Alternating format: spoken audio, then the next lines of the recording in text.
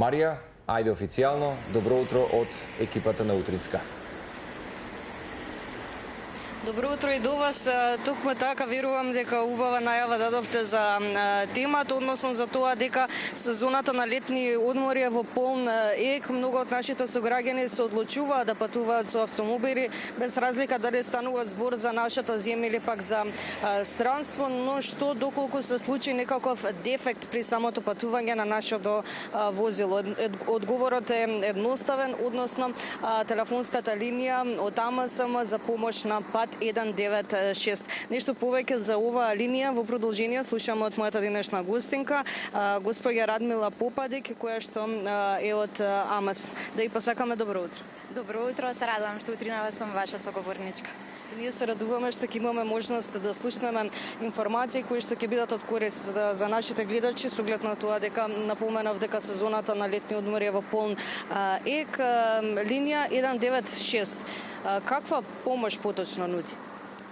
Кога ќе ставите на 196, се јавувате во службата АМСМ за помош на пат, односно тоа е бројот на кој што може да добиете помош, пренос на возилото или помала асистенција на пат. Бројот е достапен 24 часа, 7 дена во неделата. Што подразбираме по таа помала асистенција? Може ли подетално да кажем? Секако. Помала асистенција е во случај кога ќе се дупне гума или празен е акумулаторот, испраќаме наши екипи механичари кои што на самата локација можат да го решат дефектот. Имаме обучени механичари, добра екипа која што со опрема, соодветна опрема и стручност можат секаква ситуација да совладат. Секако спремни се на самите вакви ситуации, со оглед на тоа верувам се почести во лето или пак во текот на целата година имате повици?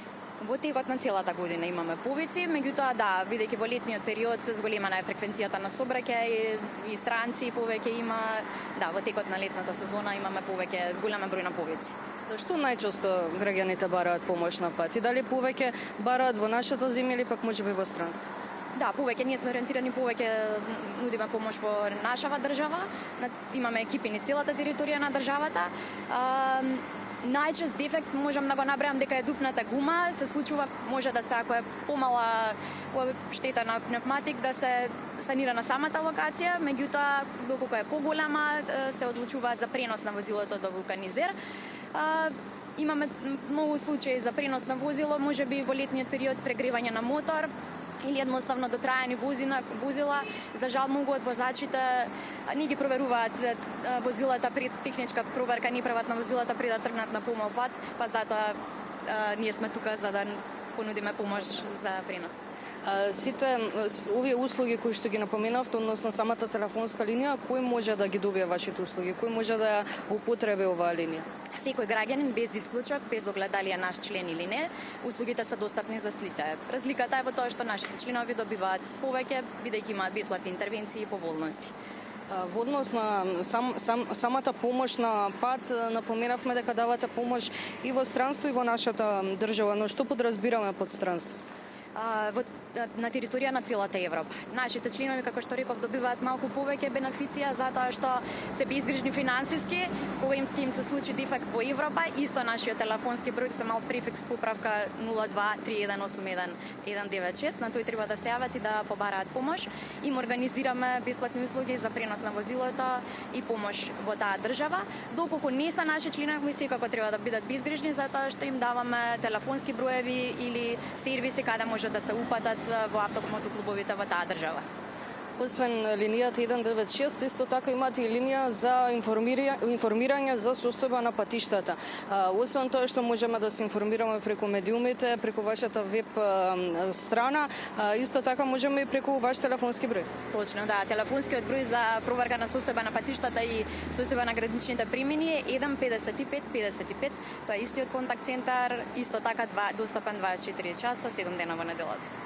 И пред самиот крај некои совети од вас до нашите гледачи, што е она кое што треба да го направат пред самото патување и да обрнат внимание на тоа. Напоменавте за редовен технички преглед, верувам дека има и нешто повеќе. Да, совети за летно возење секако да се почитуваат сообраќајните правила, внимателно да се одбере временскиот период кога се трга на пат, да бидат не да се одбегнат оние најтопли часови, да се конзумира доволно вода, да се носи доволно вода во возилото, да се провери возилото технички пред подлог пат, особено гумите, системот за ладење, стопирачките. Секако, мали совети да се остава возилото на подценка, да се паркира подценка, да не се стават деца и милиничиња дури на кратко на паркинг, да се користи заштита на ветробранското стакло, од алуминиумска фолија и тука мама сама е тука 24/7, ако е потребна помош на пат за сите, телефонскиот број е 196. Драго ми беше што бевте дел од нашата емисија. Драго ми е мене, се надам се гледаме и друг пат. Благодарам уште еднаш. Се надевам дека сите информации беа добро дојдени, поготово за сите оние кои што набрзо ќе одат на летно патување. Уште еднаш ќе напоменеме дека телефонската линија на АМСМ е 196 за помош на пат можете да искористите без разлика дали сте во странство или пак во нашата држава.